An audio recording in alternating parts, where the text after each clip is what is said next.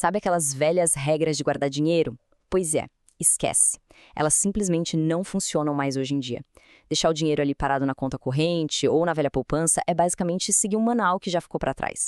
Hoje, entender como o dinheiro realmente funciona e se multiplica não é mais luxo, é uma necessidade absoluta. E é exatamente por isso que a gente preparou esta análise aqui. Ela vai servir como um guia definitivo sobre os 4 principais e mais sólidos caminhos para colocar o dinheiro para trabalhar no Brasil. A ideia é mergulhar de cabeça nas opções mais tradicionais e desmistificar o funcionamento de cada uma delas, indo desde a teoria básica até a execução lá na prática. Bora lá? Bom, a nossa jornada de hoje vai passar por 5 pontos bem diretos. 1. O cardápio tradicional como um todo. 2. Os detalhes do tesouro da renda fixa. 3. Fundos imobiliários e previdência privada. 4. Uma comparação rigorosa lado a lado. E o 5, claro, investindo na prática, com a mão na massa. Então, vamos direto ao ponto. Seção 1. O cardápio tradicional e a renda fixa. Vamos dar uma olhada naquelas opções mais seguras para começar. A nossa primeira parada é o famoso Tesouro Direto. E o que é isso na prática? É basicamente a gente emprestando dinheiro para o governo federal. É isso mesmo. A gente cede o capital hoje e o governo emite uma promessa oficial de devolver esse exato valor no futuro, com os juros pingando em cima. E olha, quando a gente fala de risco de crédito no nosso país, esse é literalmente o porto seguro mais sólido que existe. Mesmo assim, a maioria das pessoas que está começando acaba subestimando como essa engrenagem funciona de verdade. Agora, a forma como esses títulos se dividem é fascinante. Primeiro, a gente tem o Tesouro Selic, que tem um rendimento flutuante que acompanha a nossa taxa básica de juros. Esse é aquele porto seguro clássico para o dinheiro de curtíssimo prazo. Depois, vem o Tesouro Pré-fixado. Ele trava a taxa no momento da compra, pagando hoje ali na casa dos 10,2% ao ano. Isso dá uma previsibilidade enorme, mas tem aquele risco chato de ficar para trás, se a inflação resolver disparar, sabe? Mas o grande destaque, sem sombras de dúvida, é o Tesouro IPCA+. Ele paga a variação da inflação mais uma taxa fixa, que hoje roda perto de 7%. É uma mecânica brilhante e a opção mais otimizada que existe no mercado brasileiro, para proteger o poder de compra por décadas a fio. E rola um mito enorme por aí de que para investir no governo é preciso ter rios de dinheiro. Gente, isso não tem cabimento. A acessibilidade hoje é gigantesca. Com R$ 100, ou seja, mais ou menos o preço de um jantarzinho mais simples, qualquer pessoa consegue comprar frações desses títulos. É literalmente ter acesso ao mesmíssimo nível de segurança que os gigantescos fundos institucionais exigem, mas com apenas R$ 100. Beleza, avançando para o nosso próximo pilar, a gente chega nos ativos de banco, o CDB, a LCI e a LCA. A lógica aqui é exatamente a mesma dos títulos públicos que acabamos de ver. Só que o devedor muda de figura. Em vez de financiar a dívida do governo, a gente empresta o dinheiro direto para um banco ou uma instituição financeira. E tem um detalhe. Como emprestar para um banco traz um risco estatisticamente um pouquinho maior do que emprestar para a máquina federal, esses bancos são obrigados a oferecer rendimentos mais altos para que o negócio fique atrativo. E aqui a gente entra num ponto que é absolutamente crucial sobre a renda fixa bancária, o grande impacto dos impostos. Olha só, um CDB super atrativo pode até oferecer uns 14,5% de taxa bruta. Mas, dependendo de quanto tempo o dinheiro fica lá, o leão no imposto de renda pode morder até 22,5% do que rendeu. Isso derruba o resultado líquido ali para uns 11,2%. E é justamente aí que a matemática mostra por que papéis como a LCI, que são totalmente isentos de imposto de renda e podem pagar, por exemplo, uns 12% ao ano, conseguem entregar resultados inquestionavelmente melhores no final das contas em vários cenários. Mas é claro que quando a gente fala em banco, a palavra segurança já acende um alerta na cabeça. Para acalmar esse medo, existe uma rede de proteção essencial chamada Fundo Garantidor de Créditos, o nosso famoso FGC.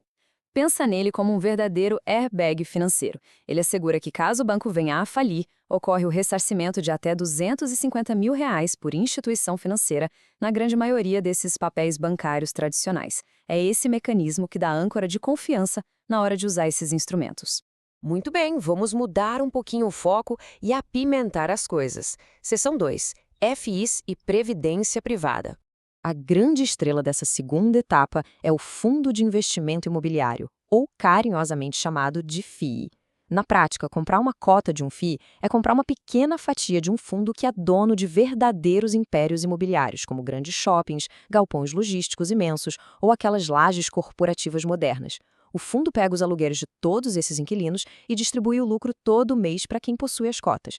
É um veículo desenhado perfeitamente para criar previsibilidade, ter um dinheiro pingando na conta todo santo mês e, o melhor, sem nenhuma daquelas dores de cabeça burocráticas chatas de ter um imóvel físico tradicional. Mas calma lá, a gente precisa olhar para a realidade do mercado. Essa expectativa de rendimento que muitas vezes roda na faixa de 8 a 12% ao ano e que é totalmente livre de impostos é sedutora demais, não é? Só que, diferente da nossa renda fixa tradicional, esses ativos são negociados lá na Bolsa de Valores. E o que isso quer dizer? Que sobe e desce todo dia. A volatilidade é constante. Então, para conseguir surfar e aproveitar essa renda constante, é preciso ter um estômago mais forte para ver os preços oscilando na tela sem entrar em pânico. E para fechar esse nosso cardápio, a gente tem a previdência privada. E aqui é a hora de derrubar um mito gigantesco e super prejudicial. Previdência privada não tem nada a ver com o INSS do governo. É fundamental separar as coisas. A previdência privada é estritamente um contrato particular, um mix de seguro e fundo de investimento que é gerido por uma instituição privada, focado exclusivamente no planejamento daquele longuíssimo prazo para a complementação de renda. O grande brilho nos olhos da previdência privada, principalmente na modalidade chamada PGBL, é a tal da dedução fiscal.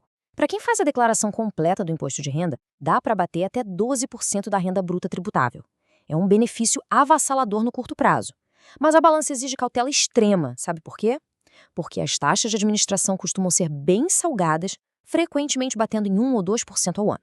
E essas taxas agem como cupins silenciosos na rentabilidade ao longo das décadas. Ou seja, é uma ferramenta incrivelmente poderosa, para quem sabe usar, mas que atende primordialmente uma parcela muito específica da população.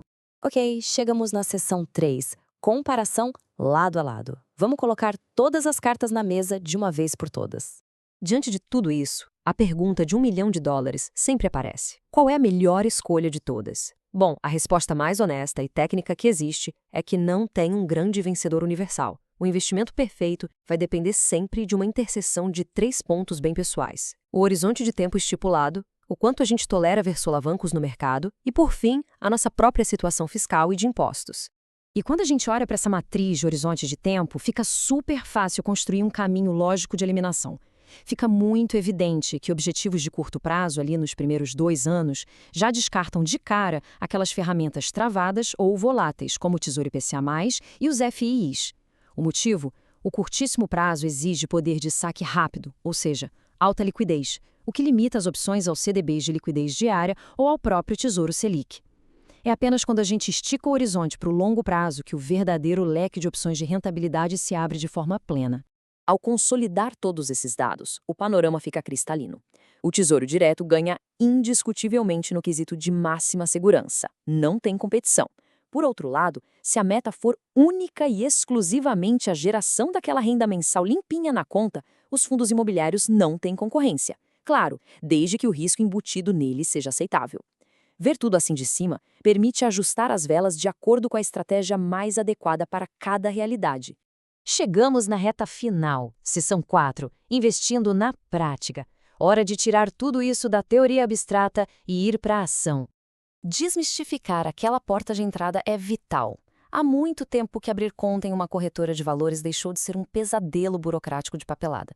O processo hoje em dia é super moderno e se resolve em minutos. A gente acessa a plataforma, digita os dados básicos, tira uma selfie simples com a identidade para o sistema validar e pronto. E assim que é aprovada, uma simples transferência bancária de R$ 1.000, por exemplo, abastece a conta de forma imediata e sem atrito nenhum. Uma vez que o capital está na conta, simular a mecânica de compra revela uma flexibilidade surpreendente. Nessa simulação de compra do Tesouro IPCA+ para 2035, a gente nota que o título inteiro custa lá seus R$ 3.800. Muito caro, mas a verdade é que não é preciso comprar um inteiro. O sistema aceita comprar frações. Se a ideia for investir só R$ 500, por exemplo, o sistema processa a matemática perfeita e compra exatas 0,1298 partes daquele título. O acesso ao mercado é democraticamente fracionado. E a mágica verdadeira aparece quando a gente olha para as projeções a longo prazo desse ato tão simples, assumindo aquela taxa fixa combinada com a média inflacionária, gerando um ganho líquido projetado em torno de 11% ao ano, percebe-se algo incrível.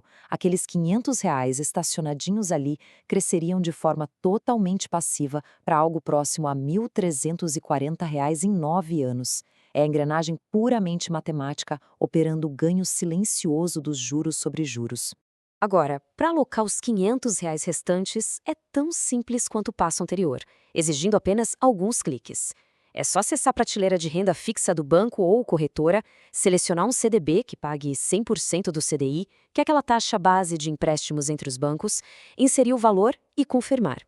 E olha, com as taxas de juros no patamar forte na casa de 14,75%, dá para travar uma rentabilidade muito robusta de forma praticamente instantânea. Mas, para concluir essa demonstração prática, tem um raciocínio que é vital fixar na mente. Entender como a mecânica de compra funciona é super recompensador, sim, mas fazer transações isoladas por aí não constrói riqueza duradoura. O verdadeiro crescimento patrimonial ao longo do tempo depende invariavelmente de uma alocação de recursos inteligente e muito proposital, distribuída e protegida por diferentes classes de ativos. Então, de todas essas fundações exploradas no cardápio de hoje, qual vai servir como primeiro alicerce firme de uma estratégia de longo prazo? Pensar e responder a essa questão é o primeiro passo para tomar as rédeas do futuro financeiro. E com essa provocação na cabeça, a gente deixa o terreno perfeitamente preparado para a nossa próxima análise, onde a gente vai montar um portfólio completinho do zero. Até lá!